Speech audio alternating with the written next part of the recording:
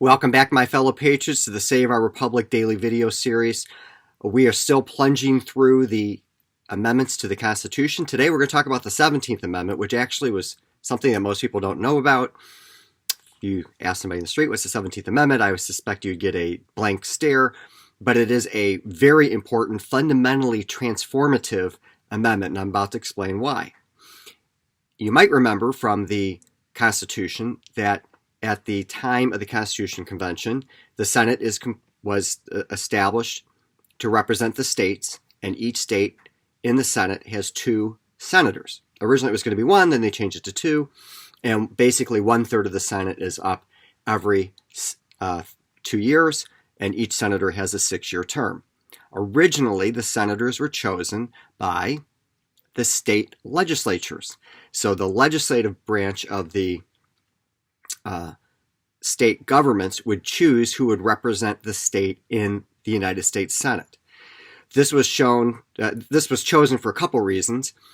Number one was that because the Senate was established to represent the states, it seemed to the founders that it would make sense to have the state legislature, who normally was elected by the people of the state, to choose the representative in the U.S. Senate. That would be an easy channel to reflect the view of the state in the U.S. Senate.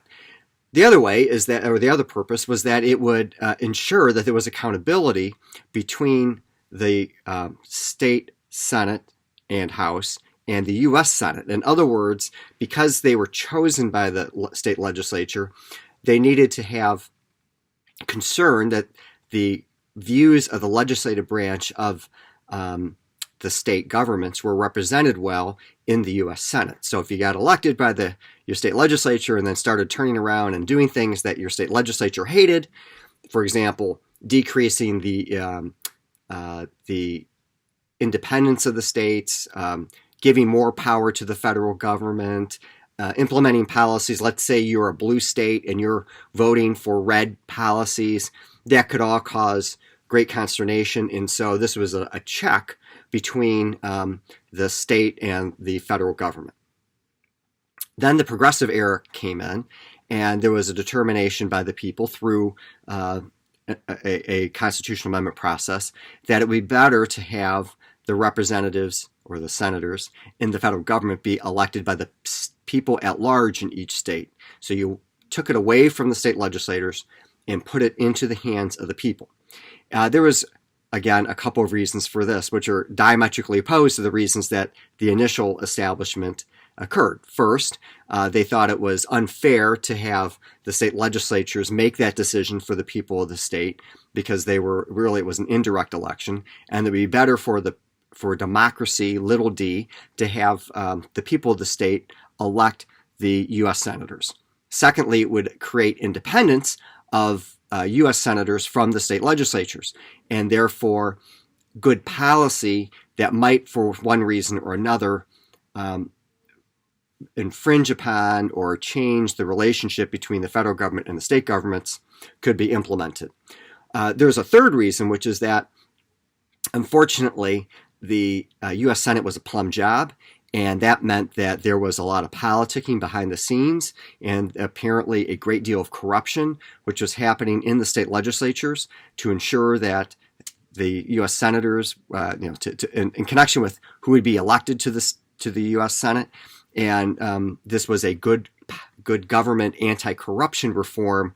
At least that's how it was touted at the time of the amendment's adoption.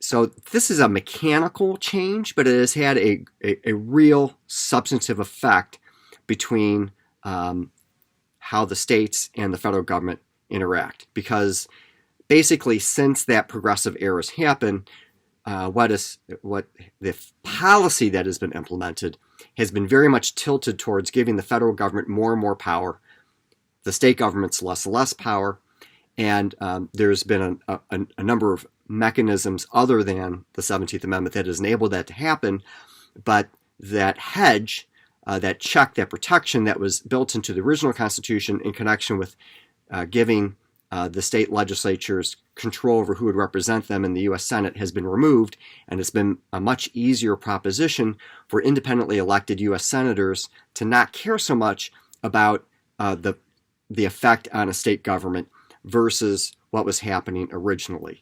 And so we've had a wave of legislation for generations now that has continued to bolster and empower the federal government at the expense of the state governments. Now, you might be in favor of that, you might be opposed to that, but this is unequivocally true. It is the truth. That's what's happened, and we should just understand that.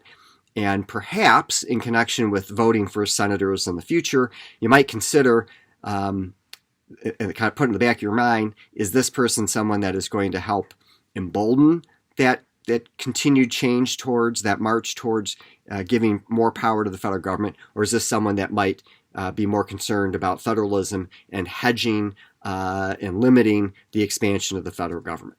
Until next time, don't forget about America's Survival Guide at americasurvivalguide.com, Patriot Week at patriotweek.org, and the Patriot Lessons American History and Civics podcast, available at all major podcast platforms. God bless you, and God bless America.